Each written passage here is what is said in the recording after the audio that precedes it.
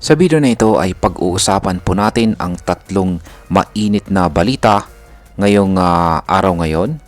Ngayon po ay July 12, 2025. Ayan, kung isa ka pong Pinoy trader o investor ay kailangan mong malaman ito dahil ang mga nangyaring ito ay posibleng may epekto sa galaw ng market at sa bulsa natin mismo. Ngayong araw ay gaya ng aking sinabi kanina ay meron po tayong pag-uusapan na tatlong malalaking balita.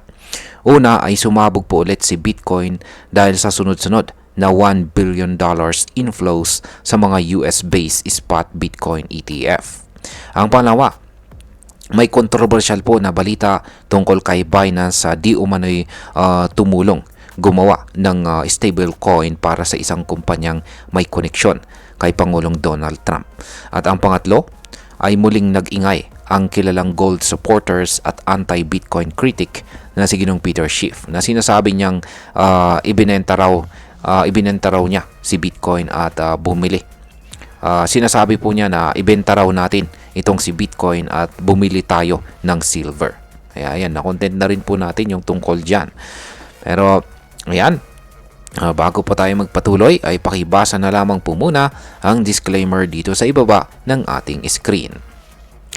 Yan, simulan po natin sa unang balita natin dito kung saan ay tungkol po dito sa US Bitcoin ETF record first back-to-back $1 billion inflows. Yan, bakit nga ba big deal ang sunod-sunod na $1 billion inflow sa mga Bitcoin ETF? Yan, mga ka-crypto, ngayong nito pong nakaraang Biyernes, ayon po sa datos mula sa Farside Investors, pumasok po ang mahigit $1.03 billion na pondo sa mga spot Bitcoin ETF. At ang mas nakakagulat po dito ay ito na ang ikalawang sunod na araw na may ganito kalaking inflow. Nitong Huwebes naman ay pumalo pa ito sa $1.17 billion. Sa madaling salita, dalawang magkasunod na araw na umabot sa tig $1 billion ang pumasok na pera sa mga Bitcoin ETF. Isang bagay na ngayon lang nangyari simula nang mag-launch ang mga spot ETF nitong nakalipas na January 2024. Ayon po kay Nate Geraci, siya po ang president ng Nova Dios Wealth Management. Sa loob ng halos kalahating taon ay 7 lang ang araw na umabot sa $1 billion ang inflow. Dalawa sa mga araw na ito ay nangyari lang nitong nakaraang 2 araw. At ngayon ay bakit po ito importante? Ang malalaking inflow ay palatandaan po na maraming institutional investors ang tumataya kay Bitcoin. Ibig sabihin ay mga malalaking kumpanya, hedge funds at investment firms ay nagsisimula ng pumasok ng seryoso sa crypto. At kapag sila ay pumasok, malaki po ang posibilidad na tumaas ang presyo. Kaya hindi na rin nakapagtataka kung bakit muling sumabog si Bitcoin at lumagpas pa sa bagong all-time high na mahigit $112,000. Ayan. Dito naman po tayo sa pangalawang balita. Binance help create World Liberty Financial Stablecoin. Ayan. Ano nga ba ang papel ni Binance sa stablecoin na konektado kay Pangulong Donald Trump? Ayan, ayon po sa ulat ng Bloomberg, ang exchange giant na si Binance ay di umano'y tumulong na gumawa ng code para sa isang bagong stablecoin. At yan po ang USD1 na inilaunch po ng kumpanyang tinatawag na World Liberty Financial or WLF. Ano naman po ang twist?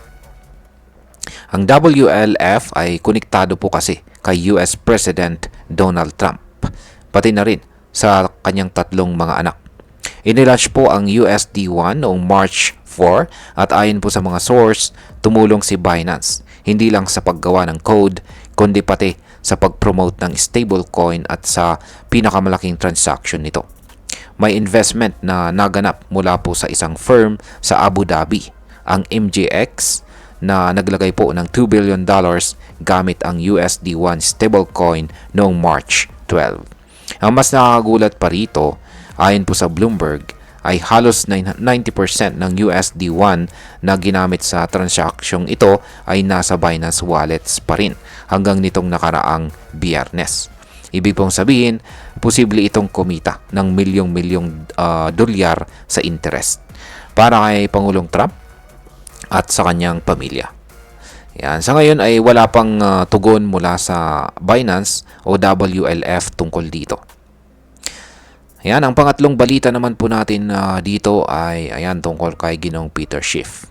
Peter Schiff says sell Bitcoin for silver as BCT smashes new highs. Ayan, bakit naman po sinabi ni Ginoong Peter Schiff na ibenta na raw natin si Bitcoin at bumili ng silver? Ayan, tila hindi pa rin po mapakali ang kilalang gold advocate at Bitcoin hater na si Ginoong Peter Schiff.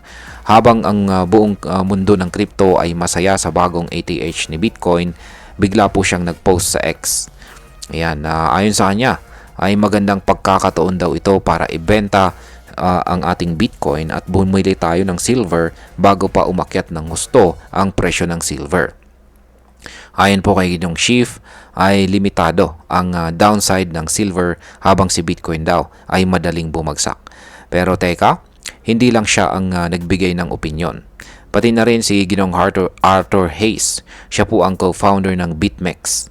At siya po ay nagsabing slightly bearish siya sa short-term market dahil sa pag-re-replenish ng US Treasury General Account sa pamagitan ng bagong utang. Ibig sabihin ay posible pong pansamantalang mawalan ng liquidity ang market. Pero sinabi rin niya na overall bullish pa rin siya, lalo na't umakyat na si Bitcoin at si Ether ay nagsimulang gumalaw pataas. Dagdag pa niya, sabi niya ay Ether will outperform. Get ready for a monster altcoin season. Yan, ibig pong sabihin ay posibleng magsimula na naman ang panibagong altcoin season. Ngayon ay ano naman po ang epekto nito para sa atin bilang mga Pinoy crypto traders at investors. Ayan. Para sa atin bilang mga Pinoy ay napakalaking bagay po ng mga balitang ito. Una, yan, balikan po natin ang US Bitcoin ETF. Yan.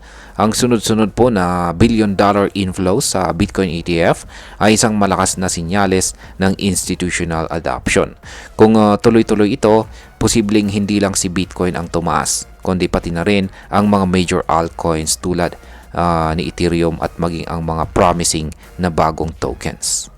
Ayan, dito naman po tayo kay Binance.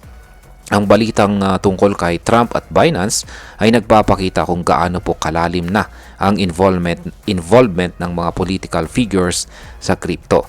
Kaya dapat po tayong maging mapanuri sa mga stablecoin at projects na may political backing. Ayan, dito naman pa tayo ulit kay Ginoong Peter Schiff. Ang payo po ni Ginoong Peter Schiff ay isang paalala sa atin na laging may dalawang panig ang market. Kahit bullish ngayon, may mga tao pa ring naniniwalang may correction na paparating. Yan, kaya't ang pinakamainam po nating gawin ay magkaroon ng maayos na risk management. Huwag po tayong mag-all-in at aralin po nating mabuti ang bawat project na nilalagyan natin ng ating puhunan.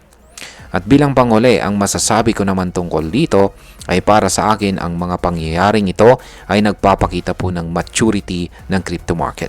Habang patuloy po ang pagtaas ng interest mula sa mga malalaking investors, mas nagiging mainstream na ang crypto. Pero kasabay po nito ay ang pag-usbong ng mga project na may halong politika, marketing at minsan ay disinformation.